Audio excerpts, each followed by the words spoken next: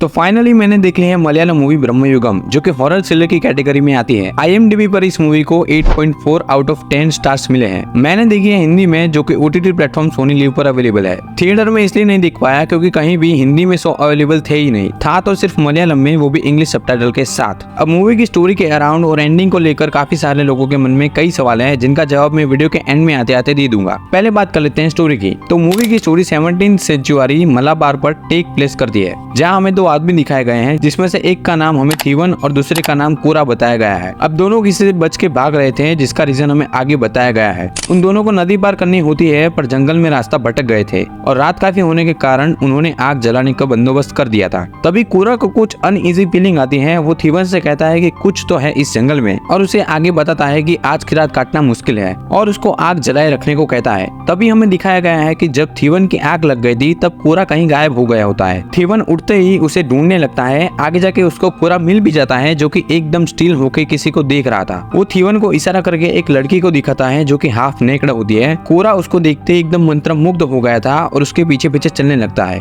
थीवन उसको समझाने की कोशिश करता है कि वो एक यक्षी है। यक्षी मतलब एक ऐसी औरत जो आदमियों को टाइप ऑफ सीड्यूस करके उनका खून चूस लेती है। पर थीवन के लाख समझाने के बावजूद कोरा बिंग ठरकी उसके पीछे चल देता है, जिसके बाद यक्षी उसका खून चूस लेती है और उसको लुढ़का देती है। इतने में थीवन किसी तरह से अपनी जान बचा के वहाँ से भाग जाता है और जंगल में भटकते भटकते उसे एक मेंशन दिखता है, जहाँ वो गिरे हुए नारियल से पानी पीने लगता है। तभी घर से एक आदमी निकलता है, जो उससे पूछता है कि वो वहाँ क्या कर रहा है। पर थीवन उसे समझाता है कि मैं यहाँ पे चोरी करने के लिए नहीं आया हूँ, मैं बहुत दिनों से भूखा हूँ, इसलिए नारियल से थोड़ा पानी पी रहा था, स्टफ लाइक दैट। तभी एंट्री होती है घर के मालिक की, जिनका नाम कोडमन पुट्टी है, और पुट्टी उसे पूछता है कि वो कौन है और यहाँ तक कैसे पहुंचा। तब थीवन उसे कहता है कि वो एक पानन है। पानन मीन्स एक ऐसा आदमी जो राजा के दरबार में गाना सुनाता है, और राज्य में युद्ध छिड़ जाने की वजह से वो किसी तरह से अपनी जान बचा के भाग जाता है। उसे नदी पार करनी होती है, मगर जंगल में रास्ता भटक जाने की वजह से वो किसी तरह से इस घर तक आ पहुंचा है। तभी पुट्टी उसे एक गाना सुनाने को कहता है, और वो गाना गाता भी है। पुट्टी उसके गाने से खुश होकर उसको खाने और रहने की इजाजत दे देता है। दूसरा आदमी घर का रसोइया होता है। रसोइया थीवन को अपना कमरा दिखाता है और उसे वार्निंग देता है कि घर के ऊपर वाले हिस्से और दक्षिण वाले भाग में कभी मत जाए, क्योंकि एक बार एक वैद्य खजाने की खोज में दूसरे हिस्से में चला गया था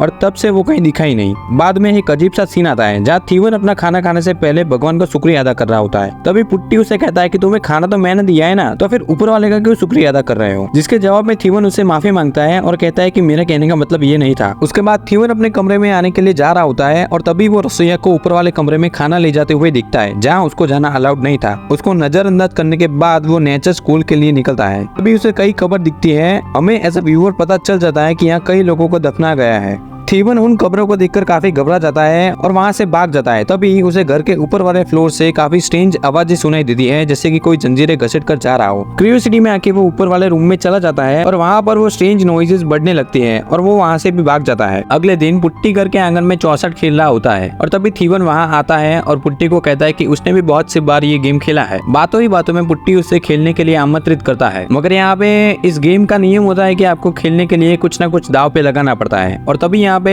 थीवन कहता है कि उसके पास दाव में लगाने के लिए कुछ नहीं है, और पुट्टी उसे कहता है कि तुम्हारे पास दाव में लगाने के लिए समय है। यानी कि अगर थीवन ये गेम हार जाएगा तो उसे हमेशा के लिए यहाँ पर रहना होगा, पुट्टी का दास बनकर। ये सुन के थीवन पुट्टी को मना करने लगता है और कहता है कि मैं ये गेम नहीं खेल सकता हूँ, और पुट्टी उसे कहता है कि ठीक है, और वो अपने पासे वापस मांगने लगता है। और थीवन जब उसे पासे वापस दे रहा होता है, तभी पुट्टी अपना हाथ पीछे खींच लेता है, और जिसकी वजह से पासे नीचे गिर जाते हैं और गेम स्टार्ट हो जाता है। चीटिंग करता है तू, चीटिंग चीटिंग चीटिंग करता है तू। आगे गेम चल रहा होता है, जहाँ पुट्टी जीत रहा था और उसे जीतने के लिए 12 चाहिए थे, और जब उसने पासे फेंके तब एक पासे में 6 गिरते हैं और दूसरे में 1। मगर पुट्टी अपनी जादुई शक्तियों की मदद से एक पासे को हिलाकर 6 कर देता है, जिसे एज अ व्यूअर हमें पता चल जाता है कि पुट्टी के पास जादुई शक्तियां हैं। जहाँ आगे के सीन में थीवन और रसोइया बातचीत कर रहे होते हैं, तब रसोइया पुट्टी को दुष्ट कहता है और थीवन को उससे सावधान रहने को कहता है। आगे जहाँ थीवन और पुट्टी खाना खा रहे होते हैं, तभी पुट्टी बातों में उसे अपनी माँ के बारे में बताता है, जो सुन के थीवन कहता है कि मैंने कभी अपनी माँ की बात की ही नहीं। जहाँ पुट्टी थीवन को पूछता है कि रसोइया ने मेरे खिलाफ तुमको क्या कहा था, तो थीवन डर के बताता है कि मुझे उसने कुछ भी ऐसा नहीं कहा है, और पुट्टी उसे कहने लगता है कि तुम्हारी तरह एक सहायक था, पर रसोइया ने उसे पुट्टी के खिलाफ भड़काया था और वो पुट्टी से डरने लगा था, जिसके कारण पुट्टी ने खुद उसकी जान ले ली थी, जिसका अवेश तुमने घर के पीछे देखा ही होगा। उतने में वहाँ रसोइया आ जाता है और पुट्टी उसे खाना लाने को कहता है। रसोइया उसे कहता है कि खाना नहीं है, जिसके वजह से उन दोनों में विवाद शुरू हो जाता है, और पुट्टी उसकी तरफ देख भी नहीं रहा होता है, फिर भी वो रसोईया को अपना सिर नीचे करने को कहता है, पर रसोईया उसकी बात नहीं मानता है और जिसकी वजह से पुट्टी को गुस्सा आ जाता है और वो अपनी शक्तियों की मदद से उसको अपनी ओर खींच लेता है और उसका गला दबाने लगता है, पर वो उसे जान से नहीं मारता। मतलब ये दोनों नौकर के लिए काइंड ऑफ वार्निंग थी। आगे कहीं अकेले में थीवन रसोईया से पूछता है कि आखिर ये पुट्टी है क्या चीज। तो रसोईया कहता है कि पुट्टी ने जो कहा वो सच था। यहाँ जो नर्तक और सेवक आए थे उनको पुट्टी ने खुद अपने हाथों से मारा है और रसोईया ने उन्हें दफन किया था। और उसे आगे स्टोरी सुनाने लगता है कि कोडमन पुट्टी के जो पूर्वज थे वो वराह देव को काफी पूजते थे। एक दिन देव प्रकट हो गए, उनको एक जादुई बेटी देते हैं जिसमें एक परलौकिक शक्तियों वाला चातन रहता था। देव ने कहा कि चातन तुम्हारी सारी इच्छाएं को पूरी करेगा, मगर पुट्टी चातन को वश में करके उस पर अत्याचार करने लगा, जिससे परेशान होकर चातन ने एक दिन पुट्टी को अपने मुंह के अंदर देखने को कहा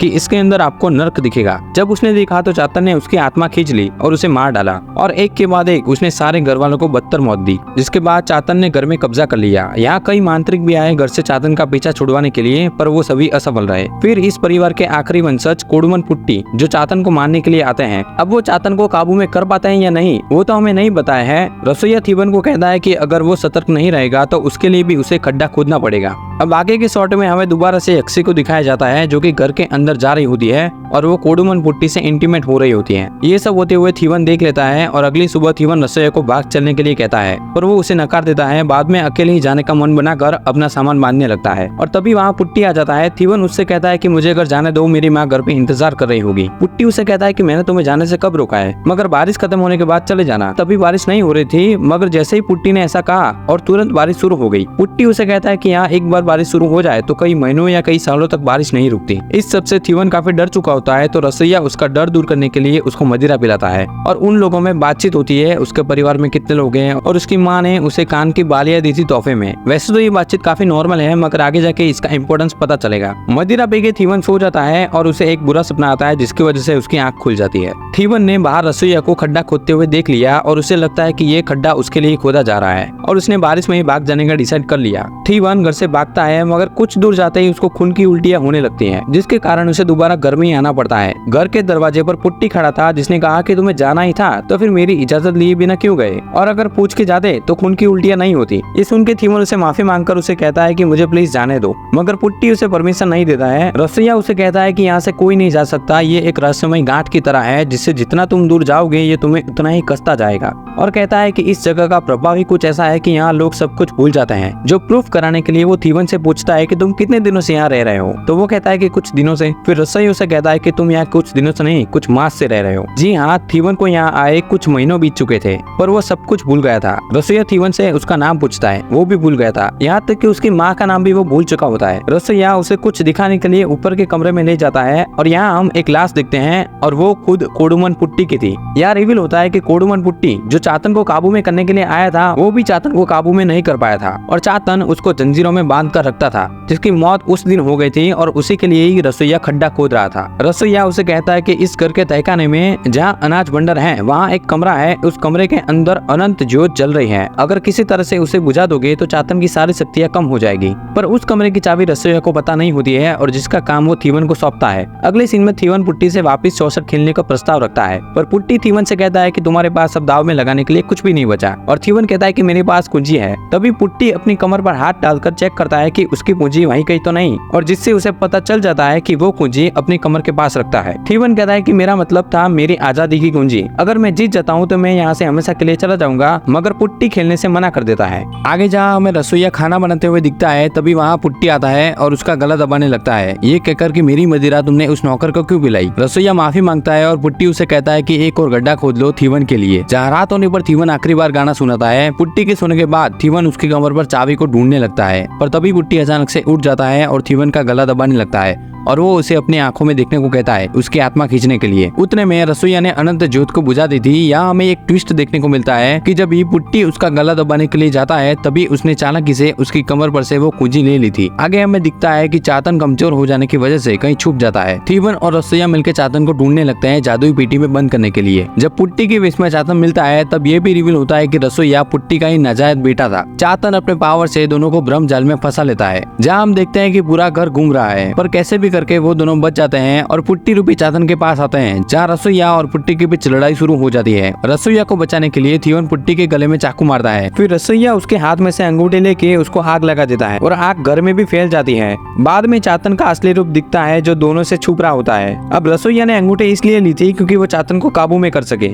अब यहाँ हमें एकदम से अंगूठी के बारे में पता चलता है कि जिसके पास वो अंगूठी होगी वो ही चातन का मालिक होगा। थिवन उसे अंगूठी पहनने से मना करता है क्योंकि वो अगर अंगूठी पहन के चातन का मालिक बन गया तो वो भी उस पर अत्याचार करने लगेगा, मतलब कमजोर पर ही अत्याचार होगा और ये साइकिल रिपीटिंग होता रहेगा। इस बात के लिए थिवन और रसोईया के बीच लड़ाई हो जाती है। फिर घर में आग लग जाने की वजह से अचानक घर टूट के गिर जाता है। अगले शॉट में दिखाया जाता है कि थिवन आगे घर से निकल रहा होता है, तभी उस पर रसोईया हमला कर देता है और लड़ाई में वो नोटिस करता है कि उसके कान पे बालियां थी ही नहीं जो उसकी माँ ने उसको गिफ्ट दी थी। जहाँ में ये शॉट दिखाया जाता है कि घर के कोलैप्स होने की वजह से थिवन की मौत हो चुकी थी और चातन ने थिवन का रूप ले लिया होता है। तभी रसोईया भाग के नदी किनारे पहुंच जाता है और वहाँ पे ब्रिटिश सोल्जर उसे गोली मार देते हैं। आगे जहाँ थिवन रूपी चातन दिखाया जाता है जो कि घर से आजाद हो चुका है और वो पानी पीते पीते पानी के रिफ्लेक्शन में पुट्टी का चेहरा दिखता है, मतलब वो अपने पुराने रूप को अभी तक भूला नहीं था और मूवी यहीं पे खत्म हो जाती है। अब मूवी की सीन में ही पुट्टी मूवी के टाइटल का एक्सप्लेनेशन दे देता है कि ये ब्रह्म युगम है, यहाँ भगवान हमसे काफी दूर जा चुके हैं, कितनी भी पूजा पाठ कर लो उनको सुनाई नहीं देगा।